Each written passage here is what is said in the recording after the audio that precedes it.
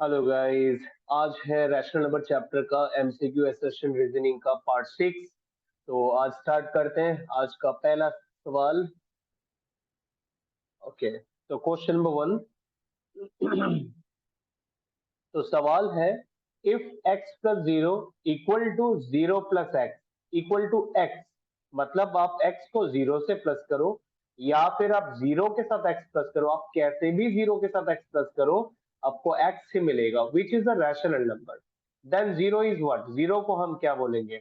अगर आप जीरो के साथ कोई किसी को भी ऐड करते हो, जैसे कि x, x क्या है, x कुछ भी नंबर हो सकता है, तो उससे आपको क्या एक्स ही रिजल्ट मिलेगा जो कि एक रैशनल नंबर है।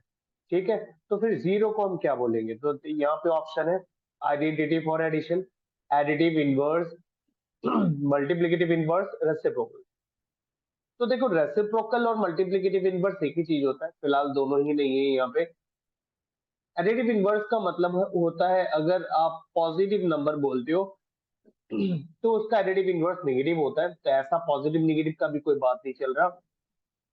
आइडेंटिटी फॉर एडिशन का मतलब होता है आ, किसी भी नंबर में कुछ ऐसा ऐड करना जिससे उस वैल्यू को कोई फर्क ना पड़े।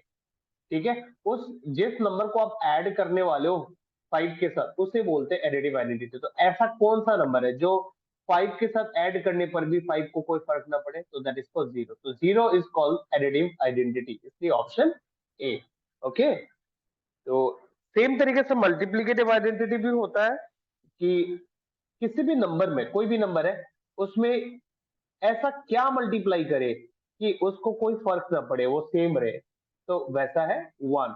वन अगर आप फोर में मल्टीप्लाई करते हो तो फोर को कोई फर्क नहीं पड़ने वाला, फोर ही रहेगा। तो वन को बोलेंगे मल्टीप्लिकेटिव आइडेंटिटी। ओके, तो जीरो हो गया एडिटिव आइडेंटिटी, जीरो किसी भी नंबर में ऐड करो उस नंबर को कोई फर्क नहीं पड़ने वाला। और वन हो गया मल्टीप्लिकेटिव आइडेंटिटी, वन किसी भी नंबर में मल्टीप्लाई करो उस नंबर को कोई फर्क नहीं पड़ने वाला। इसीलिए जब x के साथ जीरो को ऐड किया गया उससे भी x मिला, और जीरो के साथ जब x ऐड किया गया उससे भी x मिला, मतलब x को कोई फर्क नहीं पड़ा। इसलिए zero is called identity for addition. Okay, तो चलो नेक्स्ट क्वेश्चन पे देखते हैं। ये हमारा सेकंड क्वेश्चन है। To get the product one we should multiply 8 by 21।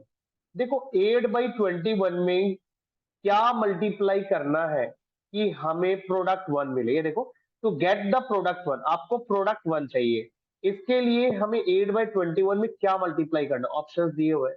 तो एक बात मैं आपको बताता हूं, मल्टीप्लिकेटिव इनवर्स एक आइडेंटिटी है जिसमें बोला गया है कि आप किसी भी नंबर को उसके रेसिप्रोकल से मल्टीप्लाई करो तो आपको वन मिलेगा, इसे बोलते हैं मल्टीप्लिकेटिव इनवर्स। ठीक है, ये मल्टीप्लिकेटिव इनवर्स का प्रॉपर्टी है। कोई भी नंबर को अपने ही रेसिप्रोकल से मल्टीप्लाई करने से यहाँ पे कैंसलेशन होता है, जिससे सारे नंबर कट जाते हैं और फाइनली वन बचता है। तो ऐसे सिचुएशन को बोला जाता है मल्टीप्लिकेटिव इनवर्स। अभी जैसे आपको पूछा है 8/21 में क्या मल्टीप्लाई करे कि वन आए, तो 8/21 का मल्टीप्लिकेटिव इनवर्स मतलब 21/8, जिससे 21 से कट जाएगा, 8 से कट जाएगा, तो वन आएगा। तो 21/8 आपको ढूंढना है, तो ऑप्शन सी। ओके, तो हमें 8/21 में 21/8 को मल्टीप्लाई करना है जिससे प्रोडक्ट वन मिलेगा।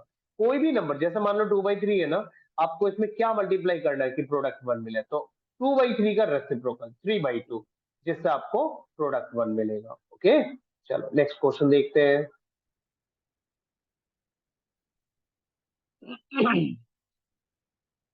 नेक्स्ट क्वेश्चन पूछा गया minus x into x, minus into minus x, ये तो इसका जवाब क्या होगा? तो इसका जवाब देखो, ब्रैकेट अगर आप ओपन करोगे ना तो ये दोनों माइनस आपस में मल्टीप्लाई हो जाएंगे, तो माइनस माइनस बिकम प्लस, तो प्लस एक्स आप ढूंढो ऑप्शन में, ऑप्शन बी। ओके, तो ये को ऐसे ही करके अगर हम सपोज 3 लेते हैं ऐसे करके, तो क्या होगा? तो minus minus plus and plus minus minus. Okay, दो माइनस से प्लस हो जाएगा, उस प्लस के साथ तीसरे माइनस को करोगे माइनस हो जाएगा, तो फाइनली माइनस है। मतलब अगर माइनस ऑड में है, ऑड नंबर ऑफ माइनस है तो नेगेटिव आएगा। इवन नंबर ऑफ माइनस है, मान लो 1 2 3 4 ऐसे, चार माइनस को आपस में मल्टीप्लाई करो तो चार मतलब इवन, इसलिए वो प्लस आएगा। ओके, अगर 1 2 3 4 5 ऑड आ गया तो फिर वो माइनस आएगा। तो ऑड नंबर ऑफ माइनस में माइनस आता है, इवन नंबर ऑफ माइनस में प्लस आता है। तो यहाँ पे कितने माइनस थे? यहाँ पे 2 माइनस थे, इवन था इसलिए ये प्लस हो गया, ऑप्शन बी। चलो नेक्स्ट क्वेश्चन में देखते हैं। The multiplicative inverse of -1 into -1 1/7। -1 1/7 का मल्टीप्लिकेटिव इनवर्स क्या है? तो इसका मतलब है इसके साथ क्या मल्टीप्लाई करने से 1 आएगा। तो पहले तो मैं इसे कन्वर्ट कर लेता हूँ। कन्वर्ट करने से क्या बनेगा? 7 1 7 प्लस 1 8। ओके सही है ना? 7 1 7 और प्लस 1 8, तो 8/7। अभी -8/7 में क्या मल्टीप्लाई करने पर 1 आएगा, उसी को मल्टीप्लिकेटिव इनवर्स बोलते हैं। तो अभी हमने थोड़ी देर पहले किया था एक सम ना, तो -8/7 का रेसिप्रोकल मतलब -7/8 रेसिप्रोकल हो गया ये। तो अब देखो इससे क्या होगा, 7 और 7 कट जाएगा, 8 और 8 कट जाएगा और माइनस माइनस प्लस हो जाएगा, तो हो गया +1। तो इसका मतलब है इसका रेसिप्रोकल इसका मल्टीप्लिकेटिव इनवर्स है। तो क्या? -7/8। तो आप -7/8 ढूंढो, तो -7/8 ये रहा। माइनस देखो, माइनस ऊपर बोलो, -7/8 आप माइनस को ऊपर रखो या फिर आप माइनस को नीचे रखो, उससे कोई फर्क नहीं पड़ता। स्टैंडर्ड फॉर्म में तो ऊपर रखना चाहिए, लेकिन अगर ऊपर के बजाय नीचे भी माइनस हो तो कोई फर्क नहीं पड़ता। ठीक है, एक ही बात है। तो ऑप्शन डी इसका आंसर है। ओके, किसी भी नंबर का रेसिप्रोकल उसके साथ मल्टीप्लाई करने से 1 आता है, एंड कोई भी नंबर का रेसिप्रोकल उसका मल्टीप्लिकेटिव इनवर्स कहा जाता है। सपोज -5/6 है, इसका मल्टीप्लिकेटिव इनवर्स क्या है? इसका -6/5 है।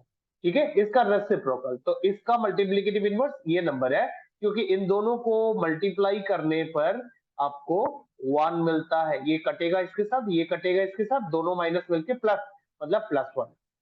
तो कोई भी नंबर अपने मल्टीप्लिकेटिव इनवर्स के साथ मल्टीप्लाई होता है तो 1 आता है, तो इसलिए ये कंफर्म हो जाता है कि इसका मल्टीप्लिकेटिव इनवर्स ये है।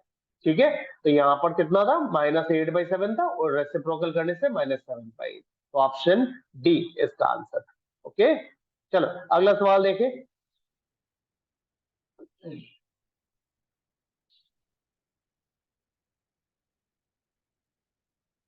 x be any rational number then x plus 0 is equal to 1।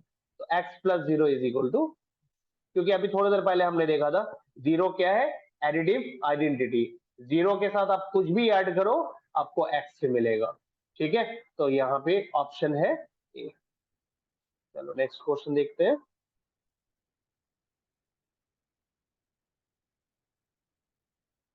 Reciprocal of 1 क्या है? 1 को p/q फॉर्म में लिखोगे, क्या लिखोगे? 1/1। अब 1/1 का रेसिप्रोकल करोगे तो क्या होगा? नीचे वाला 1 ऊपर आएगा, ऊपर वाला 1 नीचे आएगा, उससे क्या फर्क पड़ने वाला है? वो स्टिल 1 ही रहेगा, है ना? 1/1 1 ही होता है, इसलिए 1 का रेसिप्रोकल 1 ही रहता है। ठीक है, 1 का रेसिप्रोकल चेंज नहीं होता। चलो नेक्स्ट क्वेश्चन देखते हैं, नंबर 7। सिमिलर टाइप का क्वेश्चन है, रेसिप्रोकल ऑफ -1। अब -1 को मैं p/q फॉर्म में लिखूं तो क्या लिखेंगे? -1/1 ये। अब इसको अगर उल्टा करेगा तो ये जो 1 है ये ऊपर आएगा, -1 नीचे चला जाएगा, हो गया रेसिप्रोकल। अब +1 डिवाइडेड बाय -1 इज अगेन -1। इसका मतलब रेसिप्रोकल करने पर भी वो सेम ही रहते हैं, तो कोई फर्क नहीं पड़ता। तो -1 का रेसिप्रोकल भी -1। तो अभी आपने क्या देखा? 1 का रेसिप्रोकल 1, -1 का रेसिप्रोकल इज -1, ये सेम रहता है, ये चेंज नहीं होता है। ठीक है, तो चलो नेक्स्ट क्वेश्चन देखते हैं। आ रहा है ना समझ में आप लोगों को? हाँ, ध्यान से करते रहो, शुरू से मेरे वीडियोस को देखना, वहां बहुत सारे एमसीक्यूज और असर्शन रीजनिंग डिस्कस हुआ है, केस स्टडीज भी डिस्कस हुआ है, तो अच्छी तरह से आप लोग शुरू से पार्ट 1 से ही करते रहना। ठीक है, और जुड़े रहना, इस तरह से आप लोग के एमसीक्यूज और असर्शन रीजनिंग काफी क्लियर होता जाएगा धीरे धीरे। चलो अभी देखते हैं नंबर 8, रेसिप्रोकल ऑफ 0। पहले तो मैं 0 को p/q फॉर्म में लिखता हूँ, तो 0 बाई एनी नंबर।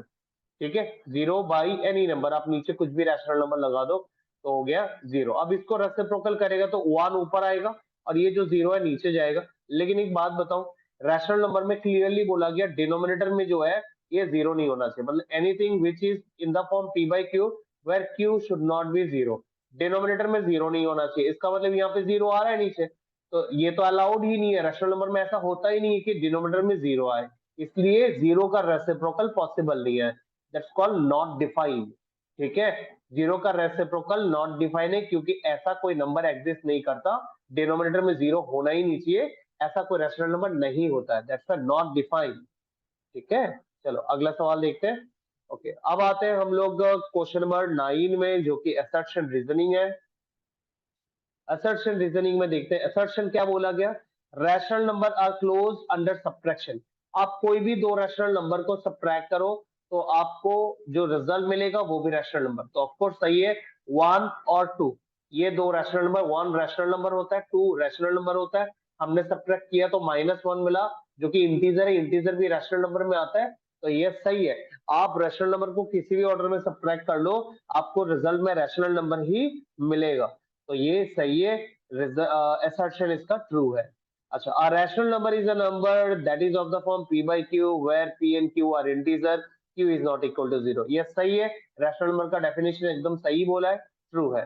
ठीक है, लेकिन क्या ये दोनों रिलेटेड है, बिल्कुल नहीं, ये क्लोजर प्रॉपर्टी की बात हो रही है और ये डेफिनेशन की बात हो रही है, दोनों अपनी जगह सही है, लेकिन दोनों अलग अलग टॉपिक के बारे में बात हो रहे हैं, एक क्लोजर प्रॉपर्टी एक डेफिनेशन, दोनों अलग अलग चीजों के बारे में बात होता है और दोनों सही होता है, तो ऑप्शन बी देखो, both assertion, A for assertion, R for reason, दोनों सही है, but reason is not the correct explanation for A. ठीक है, ए फॉर assertion, तो दोनों सही है लेकिन रीजन करेक्ट एक्सप्लेनेशन नहीं है, क्योंकि assertion क्लोजर प्रॉपर्टी की बात कर रहे हैं और रीजन क्लोजर प्रॉपर्टी की बात नहीं कर रहा, वो डेफिनेशन की बात कर रहे हैं, इसलिए रीजन करेक्ट एक्सप्लेनेशन नहीं है। ओके, चलो ये इस तरह से आपको ऑप्शन सिलेक्ट करने हैं, अगर दोनों सेम चीज बात करते हैं ना तो हम ऑप्शन ए को कलेक्ट कर टिक लगाते कि भाई रीजन जो है वो करेक्ट एक्सप्लेनेशन है, अगर ऐसा होता तो ऑप्शन ए करते, लेकिन ऐसा नहीं है, दोनों सही है लेकिन दोनों रिलेटेड नहीं है, तो ऑप्शन बी टिक करो। चलो अभी अगला देखते हैं, आज का लास्ट क्वेश्चन, एसेशन में क्या बोला देखो, rational number are not closed under multiplication, तो रैशनल नंबर मल्टीप्लीकेशन में क्लोज नहीं होते, ये गलत बात है। आप कोई भी रैशनल नंबर ले लो, 2/3 ले लो और आप मल्टीप्लाई करो किसी दूसरे रैशनल नंबर के साथ, सपोज जीरो के साथ कर दिया, तो देखो 2/3 सॉरी तो भी जीरो ही यार, तो जीरो भी रैशनल नंबर है।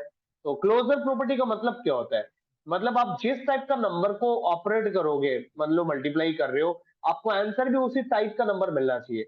आप होल नंबर के साथ होल नंबर को कैलकुलेट कर रहे हो तो आंसर भी होल नंबर मिलना चाहिए, इसे क्लोजर प्रॉपर्टी बोलते हैं। और यहाँ पे क्या बोला, rational numbers are not close, rational number close नहीं है, मतलब रैशनल नंबर को रैशनल नंबर से मल्टीप्लाई करने से रैशनल नंबर नहीं आएगा बोल रहा है। Are not close, are not close मतलब रैशनल नंबर के साथ रैशनल नंबर मल्टीप्लाई करने से, ये देखो मल्टीप्लीकेशन करने से रैशनल नंबर नहीं आना मतलब नॉट क्लोज, और अगर क्लोज बोला होता मतलब रैशनल नंबर के साथ रैशनल नंबर मल्टीप्लाई करने से रैशनल नंबर ही आता। ठीक है, तो अभी इन्होंने जो बोला है वो गलत है, नहीं, आप कोई भी रैशनल नंबर ले लो और रैशनल नंबर के साथ रैशनल नंबर मल्टीप्लाई करो, आपको आंसर रैशनल नंबर ही मिलेगा, मतलब रैशनल नंबर मल्टीप्लीकेशन में क्लोज होता है, लेकिन इन्होंने क्या बोला, इन्होंने बोला नॉट क्लोज, नहीं होता है, तो इसलिए ये फॉल्स है। ओके, ये फॉल्स है, और रीजन में क्या बोला, डेफिनेशन बोला है, तो डेफिनेशन तो सही है डेफिनेशन सही है, तो असर्शन गलत है, फॉल्स है, और रीजन ट्रू है, तो देखो ये कहां पर है, ऑप्शन सी, असर्शन ट्रू है, रीजन फॉल्स। ओके, तो आई होप आप लोगों को समझ में आ गया, आज मैंने थोड़े ज्यादा क्वेश्चंस करा, एक्चुअली लास्ट डे मैंने वीडियो नहीं बनाया था मंडे को, इसलिए मैंने आज सारे क्वेश्चंस एक साथ इसमें डाल दिए। ठीक है, तो आप लोग अच्छी तरह से इसकी प्रैक्टिस करो, और अगर कोई डाउट हो तो आप लोग बताना मेरे को कमेंट में। ठीक है, चलो मैं उसको नेक्स्ट वीडियो में ऐड फिर से कर दूंगा। चलो आज के लिए इतना ही करते हैं, गुड नाइट।